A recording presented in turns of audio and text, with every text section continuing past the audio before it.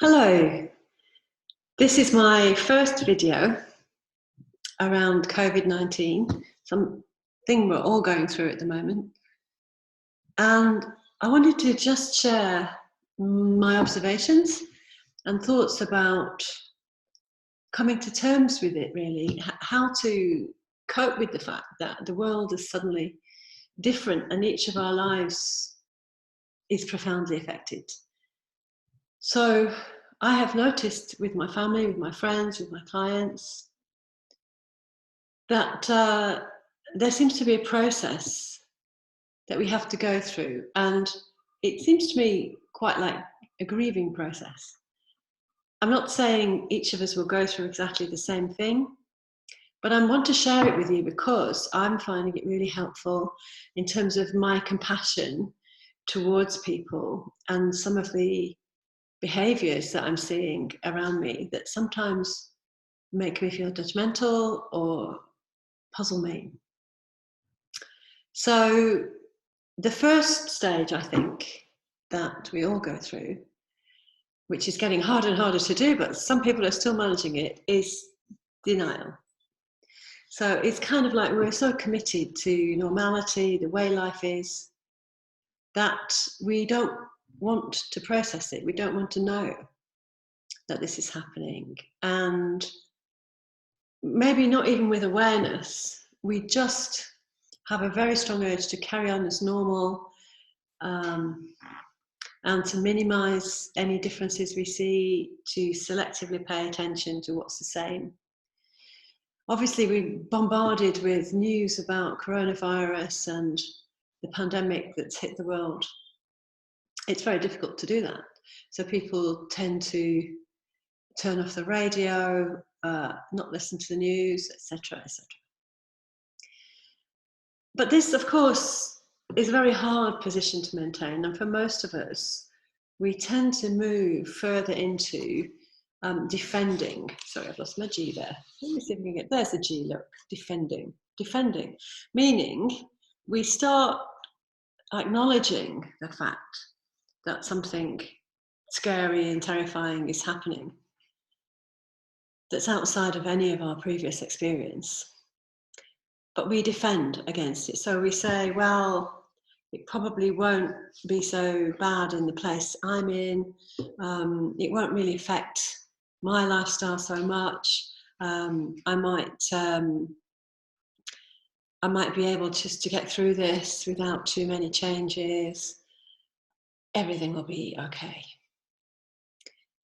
And then, as the reality seeps in further, there tends to be a sort of quantum leap that suddenly all of these defenses crumble and we hit this place of despair. So we might find ourselves tearful, we might find a lot of anxiety symptoms occurring, rapid breathing, increased heart rate. We might find ourselves very stressed so that we kind of feel like we're spinning in circles, we don't know which way to turn. We might feel very hopeless.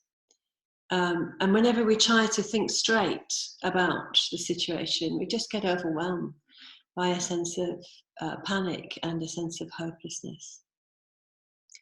And for most people, this can last a day, a week, and it's really difficult. It's very difficult for people around that person who may still be defending or denying or have moved on. And it's quite inappropriate. It is an appropriate reaction, given the circumstances. And then what happens is, because we're human and we're resilient and we always move on, what happens next is we decide. We go into a phase of deciding. So we decide how to go forward. We decide what aspects of our business we can save, what we can't save, how we're going to cope with going to work, what we're going to do with the children being at home all day, how we're going to look after the old people around us, how we're going to look after friends, family who are vulnerable, etc., etc. So all of the overwhelming thoughts, gradually, one at a time, we make some decisions. And if we've made a few decisions like that, we can then take some small actions. And there's nothing as good for despair as taking some small actions. However, when somebody has got to this point and they are kind of moving forward, at least doing something, not to say their anxiety will entirely disappear, they will still be interacting with people in despair, with people who are defending, with people who are in denial, people saying to them, oh, it's a conspiracy theory, it's not really true, or no, it's not nearly as bad as people say, and oh, the media is building it up to be something. So, and when you're here, or here, these kind of comments can be very, very irritating and annoying and puzzling. So I make a plea, really, for building our compassion towards ourselves and towards other people, and hoping to offer these kind of 4 stages of how we generally come to terms with this pandemic, this massive change in the world that we've never faced before. I'll offer this to you. If you're a mental health worker, maybe it will help in terms of helping your clients understand, yourself understand. If you're not a mental health worker, please share it with your friends and your family. And let me know, Dr. Kennedy at greenwoodmentors.com. Let me know if it's a useful framework. I'd be interested to know. Thank you very much. Bye-bye.